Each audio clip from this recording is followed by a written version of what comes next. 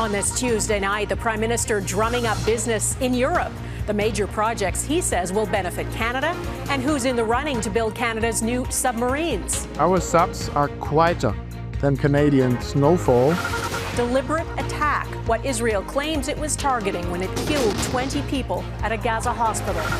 Disinformation amplification, how Russia is manipulating AI to spread lies. These lies that are very carefully crafted. And the Canadian behind a team of cyber specialists fighting it. Plus, new era. The Queen of Love Songs makes it official with her king. Wondering if you were ever coming around. Get ready for the pop culture wedding of the century.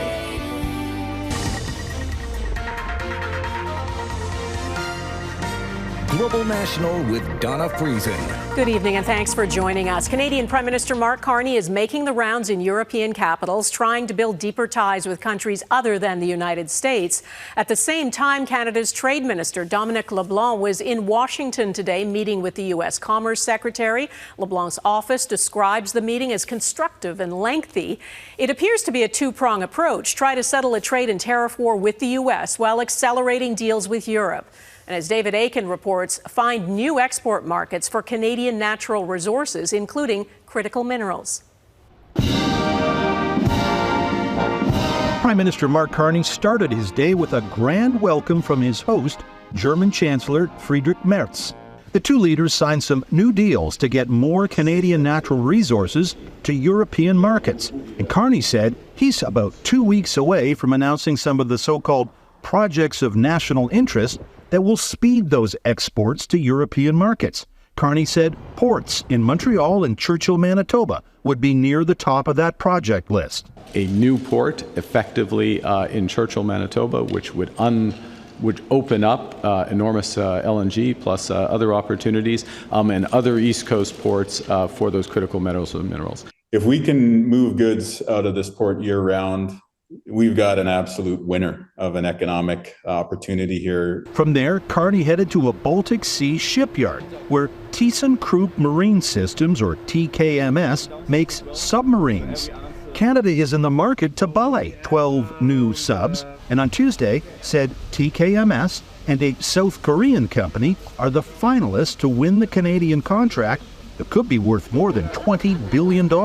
We need to urgently replace the fleet of submarines that we have with a much more capable and modern fleet. So that's really good news. The TKMS CEO made his pitch for that big deal. And allow me a comparison, sir. Our subs are quieter than Canadian snowfall, but tougher than a player in the Stanley Cup final. And he suggested some of those subs could even be built back in Canada. If they want a demand for special, let's say, reasons to build them in Canada, we would also be able for that. The Prime Minister ended his busy day here in Riga, Latvia, where Canadian troops are part of a NATO mission to deter Russian aggression. Carney announced he would extend that mission for another 3 years, and so tomorrow, on the final day of his European trip, Carney will spend the day with those 2,200 Canadian troops on Operation Reassurance. Donna. Okay, David Akin traveling with the Prime Minister. Thank you.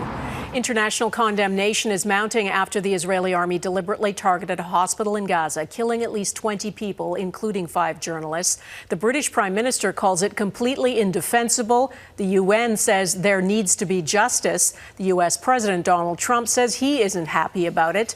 Today, Israel's military justified firing twice at that hospital by saying it was targeting 6 people it claims were terrorists, without providing any evidence. Redmond Shannon reports. Palestinian journalists paused to remember their 5 colleagues among the 20 people killed in Monday's double-tap strike on Al Nasser Hospital in Khan Yunis. Israel's Prime Minister Benjamin Netanyahu called the killings a tragic mishap.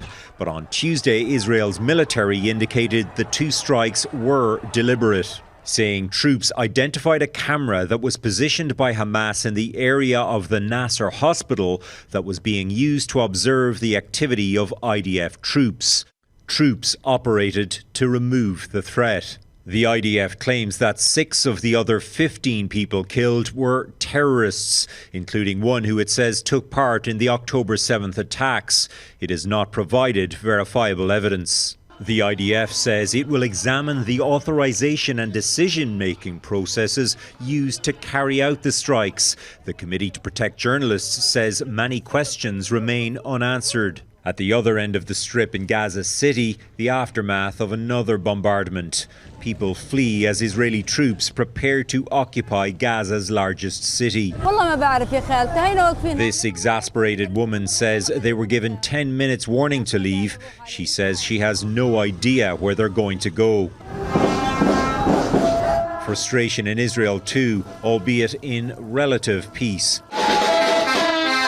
A coordinated day of disruption causing travel chaos. Organised by hostages' families who want Israel to end the war and bring their loved ones home. Trump should stand by his word and force Netanyahu to end the war and get a hostage deal.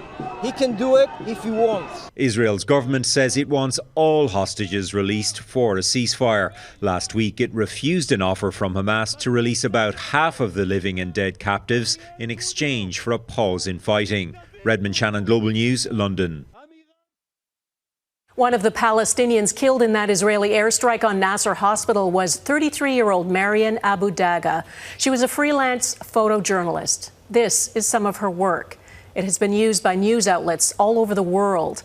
Like others in Gaza's press corps, she knew the dangers of being an eyewitness to Israel's attacks. She left behind 2 sets of instructions in case she was killed. One for her colleagues, who say she was fearless, kind, and dedicated. She told them not to weep at her funeral. And one to her only son, 13-year-old Gaith, who she'd sent to live in safety in the UAE. She told him, "I want you to make me proud. When you grow up, get married, and have a daughter, name her Miriam after me. You are my love, my heart, my support, my soul, and my son, whom I'm proud of." The Committee to Protect Journalists says 197 journalists have been killed in Gaza since October of 2023. Israel, it says, is engaging in the deadliest and most deliberate effort to kill and silence journalists that CPJ has ever documented. There is a showdown underway between the U.S. president and one of the governors on the board of the U.S. Central Bank, the Federal Reserve. Donald Trump claims he has fired Lisa Cook. She says he has no authority to fire her, and she is staying put. As Neethu Garcha explains, it's the latest example of Trump trying to exert power over what is supposed to be an independent institution. Neethu. Donna, this is a move no president has ever attempted in the Fed's 111-year history, and Democrats are denouncing it as an authoritarian power grab. You're going to see things happen in the United States that nobody's ever seen before. In an unprecedented step he threatened for days, President Trump says he's fired Federal Reserve Governor Lisa Cook and already has a replacement in mind. I maybe in my own mind have somebody that I like. A letter posted on Truth Social Monday said, "I have determined that faithfully executing the law requires your immediate removal from office." Cook rejected Trump's removal attempt, calling it illegitimate. Her lawyer says she plans to sue. Markets are watching closely. Look at any third world country where there's direct involvement from the government to try and weigh into the economy and their markets. Trump accused Cook, a Biden appointee, of committing mortgage fraud, claiming she listed 2 homes as her primary residence. It's paperwork from 2021, before she joined the Fed, that was already disclosed and vetted during her confirmation process. We need people that are 100% above board, and it doesn't seem like she was. Cook, a former Harvard professor and economic advisor to Obama, is the first black woman to serve on the Fed's board with a focus on inequality. I am motivated by seeing the suffering of workers, of businesses. Trump has persistently pressured the Federal Reserve to cut interest rates. Fed Chair Jerome Powell defied those demands.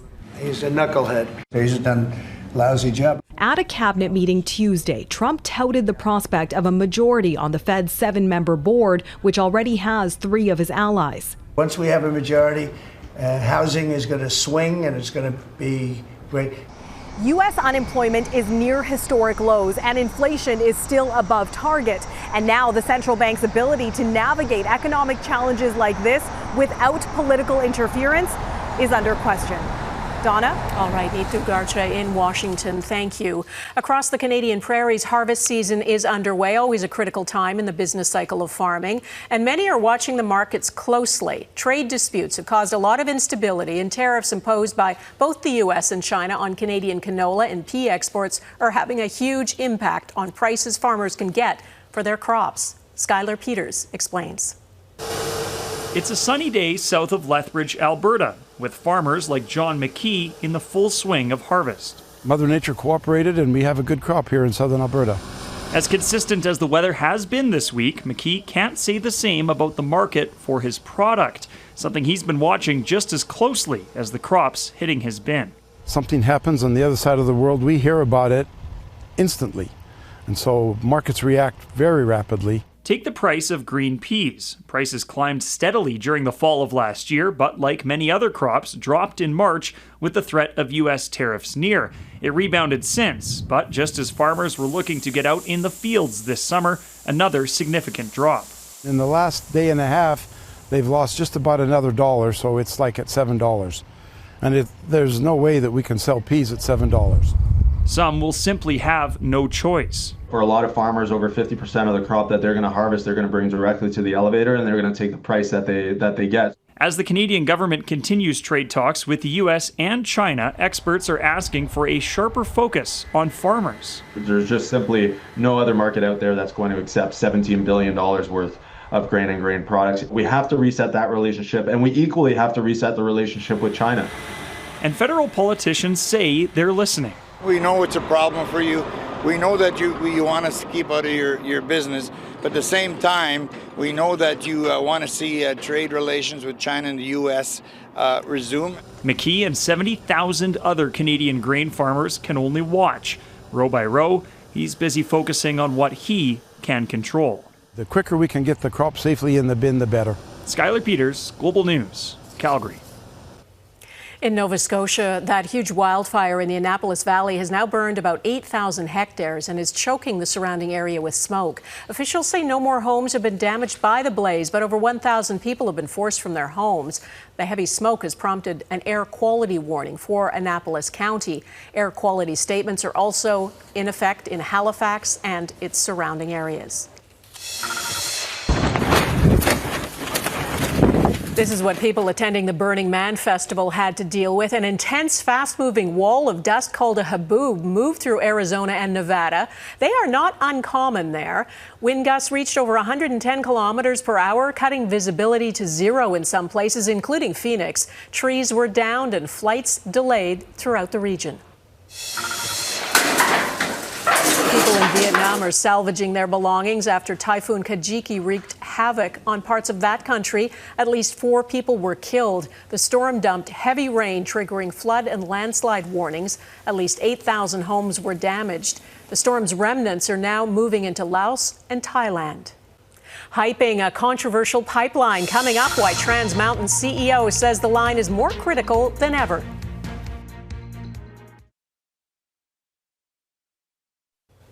Just over a year after its completion, years behind schedule and billions over budget, the second line of the Trans Mountain Pipeline is fully operational. First built decades ago to ship Alberta oil to the BC coast, Trans Mountain was twinned in an expansion project and then bought by the Trudeau government with a promise that more Alberta oil would get access to new markets other than the U.S. Richard Zussman got a tour of the site today. Richard. This vessel, Donna, will soon be heading to Asia, moving Alberta crude oil across the Pacific, part of an evolving trend here at Trans Mountain, where more product is now heading to Asia, less is heading to the United States amidst the trade war. At the same time, Trans Mountain is making the argument that there needs to be more capacity. CEO Mark Carney providing us with a tour of the facility, showing that there needs to be work done dredging the Burrard Inlet so that these vessels can carry more crude. At the same time, there is no argument to be made that there needs to be another expansion of the Trans Mountain, especially after the federal government spent $34 billion on a project that has so far returned more than $12 billion in additional revenues. Instead, there should be a new pipeline that would be up near Prince Rupert, carrying bitumen from Alberta. My heart of hearts tells me it's probably someplace other than here. But that's something that will have to be looked at in the context of the evaluation of whatever the next pipeline is. Where does it start and where does it terminate? This vessel will now take 22 days to come from here in Metro Vancouver to Asia. A potential port in Prince Rupert would have a shorter travel time to Asian markets, something the oil companies like the idea of. When Mackie was asked through the tour about the environmental impacts of carrying this type of crude, he says it comes with a complicated answer, one that is best answered, Donna, by Prime Minister Mark Carney and the federal government. All right, Richard Zussman in Burnaby, BC, thanks. Devious new tactics ahead, how Russia is fooling artificial intelligence into spreading lies.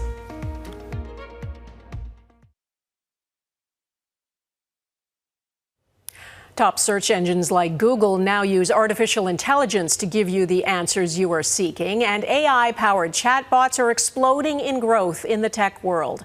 As Jeff Semple explains, the Kremlin is exploiting them, tricking search engines into spreading Russian disinformation. This video purports to show Ukrainian soldiers lighting an effigy of Donald Trump on fire to protest his lack of support for Ukraine.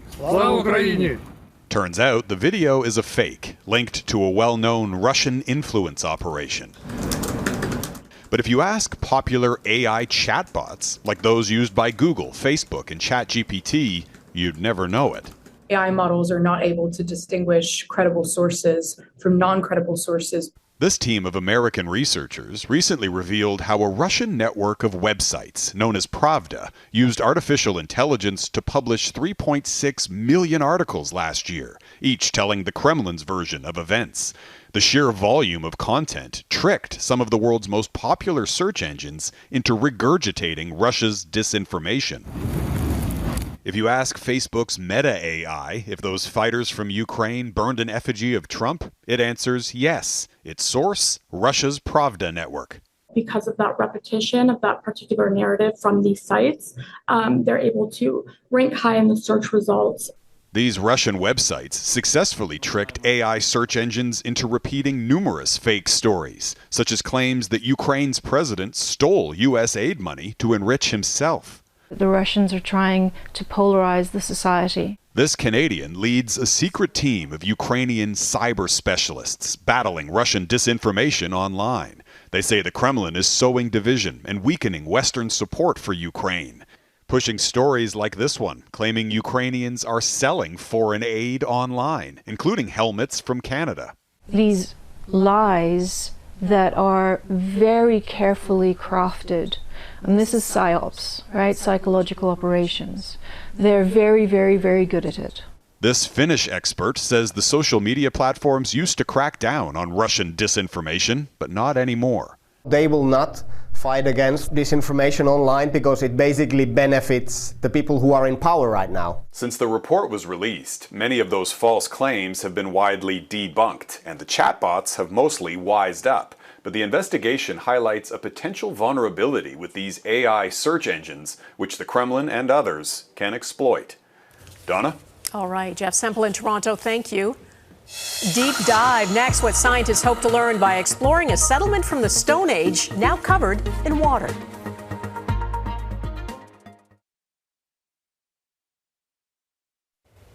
It's a love story, and she said yes. Billionaire singer Taylor Swift and football player Travis Kelce are officially engaged.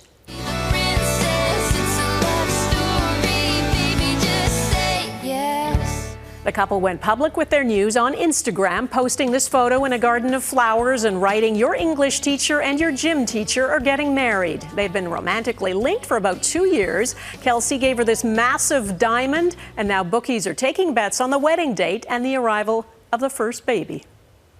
Rising sea levels have submerged secrets of human civilization, coastal communities from the Stone Age that archaeologists in Denmark are now excavating underwater. Mike Armstrong looks at what some are calling Europe's Atlantis and what archaeologists hope to find. Just off the coast of Denmark's second biggest city is a hidden coastline. Thousands of years ago, the water level in this bay was considerably lower. Today we'll be working here. Archaeologists have been looking at humans who lived on the shores of the old coastline. We are diving just here because we have found a settlement, an old Stone Age settlement. It's 8 meters below sea level. The world changed after the last ice age. As the globe warmed, giant ice sheets melted and sea levels rose. It was about 2 meters each century. That meant communities on shorelines had to move. Well, one of them was in this spot. What we actually try to find out here is how was life at a coastal settlement 8,500 years ago. Now, what was left behind by those Stone Age humans is covered by silt, but in many cases better preserved than if it had been underground. Wood found on the site has lasted thousands of years because it was cut off from oxygen. That's quite unique. You don't find that often inland. So out there we have the wood, so we can actually also find the tools that was made in wood at that time. The team says it's almost as though time stood still. They've been able to recover parts of paddles and axe handles, as well as animal bones and teeth and arrowheads. So far, the team has gone over 40 square meters at the site. They've also worked at another off the coast of Germany. But both have been easier than ones planned in the coming years for the harsh and turbulent North Sea. Again, once, many years ago, dry land. Mike Armstrong, Global News, Montreal. That is Global National for this Tuesday. I'm Donna Friesen. Tonight's Air Canada showcases Cape Onion on the north coast of Newfoundland, Milton, Ontario, and Red Deer, Alberta. Please keep them coming. Send your pictures of Canadian pride to globalnational@globalnews.ca. And thanks for watching. Hope to see you here again tomorrow. Bye-bye.